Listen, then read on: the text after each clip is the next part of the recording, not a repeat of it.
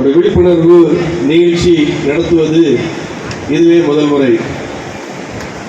இந்த நிகழ்ச்சியில் 6000க்கும் அதிகமான மாணவர்கள் மாணவியர் கலந்து கொண்டிருக்கிறீர்கள்.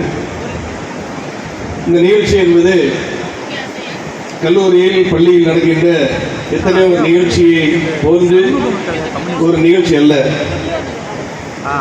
உங்களை இன்று காவல்துறை அதிகாரிகள் சந்தித்து இந்த சமுதாயத்தை பாதிக்கின்ற நிகழ்ச்சிகளில் நிகழ்வுகளில் நாம் எப்படி நடந்து கொள்ள வேண்டும், நம்மை எப்படி தற்காத்துக் கொள்ள வேண்டும் என்பதை உங்களுக்கு ஒரு கணம் உணர்த்துவதற்கான ஒரு வாய்ப்பு. இன்றைய சமுதாயத்தில் நம்மை அதிகமாக பாதிக்கின்ற நிகழ்வுகளில் ஒரு முக்கியமான நிகழ்வு விபத்துகள். ஏராளமான விபத்துகளை சாலைகளில் நாம் காண்கிறோம். தினமும் சாலை விபத்துகளில் மக்கள் உயிரிழப்பதையும் சாலை விபத்துகளில் காயப்படுவதையும் நாம் பத்திரிகைகள் வாயிலாக, தொலைக்காட்சியின் வாயிலாக, சில நேரங்களில் நேரடியாக கூட காண்கின்றோம். காரணம், எல்லோருமே சாலைகளை தினமும் பயன்படுத்த கட்டாயப்படுத்தப்படுகிறோம். சாலையை கடந்துதான் ஆக வேண்டும், சாலையில் வாகனத்தை ஓட்டித்தான் ஆக வேண்டும், சாலையில் வாகனங்களில் நாம் பயணித்துதான் ஆக வேண்டும். ஆகவே சாலையில் பயணிக்கும் ஒவ்வொரு தருணத்திலும் கவனமாக இருந்தால், சாலை விதிகளை சரியான முறையில் பின்பற்றினால் விபத்துகளை தடுக்க முடியும். அந்த விபத்துகளால் ஏற்படும் பாதிப்புகளிலிருந்து நம்மை தற்காத்துக் கொள்ள முடியும். இதற்கு என்ன செய்ய வேண்டும் என்பதை இந்த லைஃப் சயின்ஸ் வாழ்க்கை கல்வியை நீங்கள் இன்று இந்த கல்லூரி நிகழ்ச்சி வாயிலாக நீங்கள் ஒரு கணம் சிந்திப்பதில் உண்மையாகவே வாழ்க்கைக்கு பயனுள்ளதாக இருக்கும். அதேபோல் இன்றைய சமுதாயத்தை பாதிக்கின்ற மற்றொரு முக்கியமான பாதிப்பு social media crimes, online crimes. Cyber crimes. இந்த சைபர் கிரைம்ஸ் உடைய குற்றங்கள் தமிழகத்தில் ஒரு நாளில் மட்டும் தமிழகம் முழுவதும் 13 to 15 கோடி ரூபாய் சைபர் அஃபென்ஸில் மக்கள் இழக்கிறார்கள். ஒரு வருடத்தில் இந்தியா முழுவதும் 20,000 கோடி ரூபாய்க்கு மேல் மக்கள் சைபர் அஃபென்சஸில் இந்த சைபர் குற்றங்களின் வாயிலாக இழக்கிறார்கள். பெரும்பாலான இழப்பு ஈடுகட்ட முடியாத இழப்பாக மாறிவிடுகிறது. பலர் தங்களுடைய வாழ்க்கையில் சம்பாதித்த அனைத்தையும் ஒரே இரவில் ஒரே நாளில் மொத்த பணத்தையும் இழந்து விடுவதை பார்க்க முடிகிறது. இதற்கு காரணம் சைபர் கிரைம் குறித்த அறியாமை, ஆன்லைனில் பொருளீட்ட முடியும் என்ற ஒரு தவறான எண்ணம், ஆன்லைன் ஸ்கேம்ஸ் என்ன என்று தெரியாமல் அந்த பாதிப்புகளில் அகப்படுவது. இது குறித்தும் இன்று ஒரு கணம் நீங்கள் சிந்திக்க வேண்டும். 6ஆம் வகுப்பு மாணவர்களிலிருந்து கல்லூரி மாணவர்கள் வரை, கல்லூரி பேராசிரியர் வரை, காவல்துறை அதிகாரிகள் வரை எல்லோரையும் பாதிக்கின்ற இந்த சைபர் கிரைம்ஸ் நம்முடைய சமுதாயத்தை சீரழிக்க வந்திருக்கின்ற ஒரு குற்றம். குற்றவாளி யார் என்று அறியாமல் மக்கள் தங்களுடைய பணங்களை இழந்து விடுகிறார்கள். அடுத்ததாக மிக முக்கிய பாதிப்பு இன்றைய சமுதாயத்தில் நாம் காண்பது இந்த போதைப் பொருள்.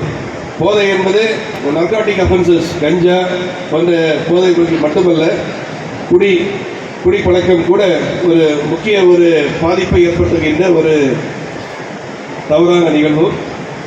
இந்த போதை பழக்கத்தை நாம் தவறு என்று உணர்ந்தால் அது ஒரு சமுதாயத்தை சீரழிக்க வருகிறது, குடும்பத்தை அழிக்க வருகிறது என்று உணர்ந்தால் நாம் அதை விட்டு தள்ளியே இருக்க முடியும். அந்த எண்ணத்தையும் இன்று ஒரு விதையாக உங்களுடைய மனதில் நாங்கள் விட்டு செல்ல ஆசைப்படுகிறோம். இதை முக்கியத்துவத்தை நீங்கள் உணர்ந்து கொள்ள வேண்டும். இந்த 3 விதமான பாதிப்புகள் சமுதாயத்தை பாதிக்கின்றன: விபத்துக்கள், ஆன்லைன் கிரைம்ஸ் மற்றும் இந்த போதை பழக்கத்தினால் ஏற்படுகின்ற பாதிப்புகள். இந்த 3லிருந்தும் இருக்கின்ற மாணவர்கள் அனைவரும் உங்களுடைய வாழ்க்கை முழுவதும், நீங்கள் சிறு வயதிலிருந்து இன்று விதைக்கப்படுகின்ற விதை உங்கள் வாழ்க்கை முழுவதும் உங்களையும் உங்களை சார்ந்தவர்களையும் பாதுகாக்கின்ற எண்ணமாக அமைய வேண்டும் என்ற தருணத்தில் கேட்டுக்கொள்கிறேன். மிக சிறப்பான இந்த ஏற்பாடை செய்திருக்கின்ற புளியந்தோப்பு டிசி, இந்த கல்லூரியுடைய பிரின்சிபல் மற்றும் ஆசிரியர் பெருமக்கள் அனைவருக்கும், பள்ளியுடைய மாணவர்கள் அனைவருக்கும் என்னுடைய நன்றியை தெரிவித்துக் கொள்கிறேன். கல்லூரியுடைய மாணவர்கள் மிகவும் திறமைசாலிகள் என்பதை பல்வேறு நிகழ்ச்சிகள் வாயிலாக வெளிப்படுத்தினீர்கள். கலந்து கொண்ட அனைவருக்கும், மாணவ மாணவியருக்கும் என்னுடைய பாராட்டுதலை தெரிவித்துக் கொள்கிறேன். வந்திருக்கின்ற பள்ளி மாணவர்கள், கல்லூரி மாணவர்கள் அனைவருக்கும் மீண்டும் ஒரு முறை என்னுடைய நன்றியை தெரிவித்துக் கொண்டு, இன்று நீங்கள் பெற்ற தகவல்களை மனதில் ஆழ்மனதில் இருத்தி உங்கள் வாழ்க்கை முழுவதும் அதை ஒரு உறுதியான எண்ணமாக, ஒரு தேவை மிகுந்த எண்ணமாக, உங்களை வழிநடத்தும் எண்ணமாக நீங்கள் இட்டு செல்ல வேண்டும் என்று கேட்டுக்கொள்கிறேன். உங்கள் அனைவரையும் சந்திப்பதில் மிக மகிழ்ச்சி. பெரும்பூர் என்றாலே பெரிதாக இருக்கிறது என்பதை நீங்கள் காட்டியிருக்கிறீர்கள். உங்கள் அனைவருக்கும் மீண்டும் ஒரு முறை நன்றியை தெரிவித்துக் கொள்கிறேன். நன்றி. நுகர்வு, பயன்பாடு ஆகியவற்றிற்கு எதிரான தடுப்பு நடவடிக்கைகளின் மூலம் போதைப் பொருட்களை தமிழ்நாட்டில் வேரறுக்க அரசுக்கு துணை நிற்பேன். மாநிலத்தின் வளர்ச்சிக்கும் மக்களின் நல்வாழ்விற்கும் நான் அர்ப்பணிப்புடன் பங்காற்றுவேன் என்று உளமாற உறுதிமொழி கூறுகிறேன். நன்றி. எனது குடும்பத்தினரையும் நண்பர்களையும் போதை பழக்கத்திற்கு ஆளாகாமல் தடுத்து அவர்களுக்கு அறிவுரைகளை வழங்குவேன். போதை பழக்கத்திற்கு உள்ளானவர்களை மீட்டெடுத்து அவர்களை நல்வழிப்படுத்த எனது பங்களிப்பை நான் முழுமையாக அறிவேன். தயவு கூர்ந்து மாணவர்கள் யாரும் கலைந்து செல்லாமல் இங்கு கூடிய 5000 மாணவர்களும் கையொப்பமிட்டு கலைந்து செல்லுமாறு உங்களை அன்புடன் நாங்கள் கேட்டுக்கொள்கிறோம். தயவு கூர்ந்து யாரும் கலைந்து போக வேண்டாம். கையொப்பமிட்டு விட்டு நீங்கள் கலைந்து போகலாம்.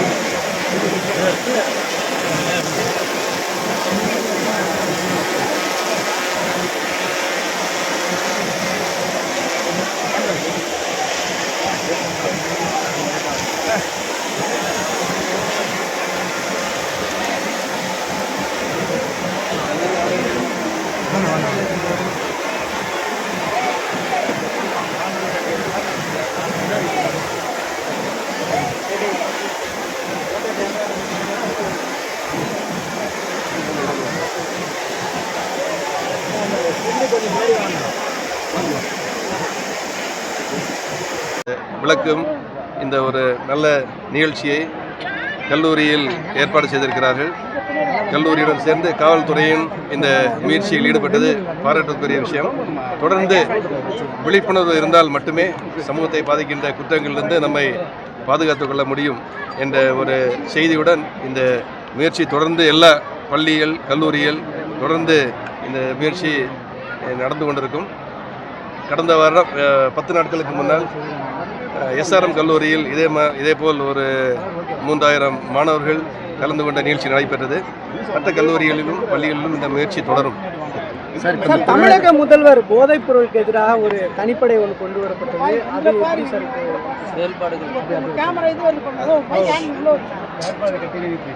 போதைக்கு எதிராக எல்லா காவல்துறையும் எல்லா காவல் நிலையங்களும் உள்ள எல்லாருமே தனிப்படை மட்டுமல்ல தனிப்படையும் செயல்பட்டு வருகிறது. தனிப்படையுடன் இணைந்து எல்லா மட்டத்திலும் காவல்துறை அதிகாரிகள் காவல் நிலையங்களிலிருந்து உயரதிகாரிகள் வரை தொடர்ந்து அதற்கான நடவடிக்கைகள் தொடர்ந்து எடுத்து வருகிறோம். குற்றவாளிகளை கண்டறிந்து அந்த நெட்வொர்க் இருக்குது, குற்றவாளிகளுடைய மீதான குற்றவாளிகள் என்னென்ன செய்கிறார்கள். இப்போ சமீப காலத்தில் டேப்லெட்ஸ் அதிகமாக பயன்படுத்தக்கூடிய சூழ்நிலையை பார்க்குறோம். அது எங்கேருந்து வருகிறது, குற்றவாளிகள் அது எந்த மாதிரி கடைபிடிக்கிறார்கள் என்பதை கண்டறிந்து அதையும் தடுப்பதற்கு தொடர்ந்து நடவடிக்கை எடுத்து வருகிறோம். சார், இப்போ இந்த புறநகர் சென்னையில் பார்த்தீங்கன்னா இந்த பைக் ரேஸ் கலாச்சாரம். நன்றி, தேங்க்யூ.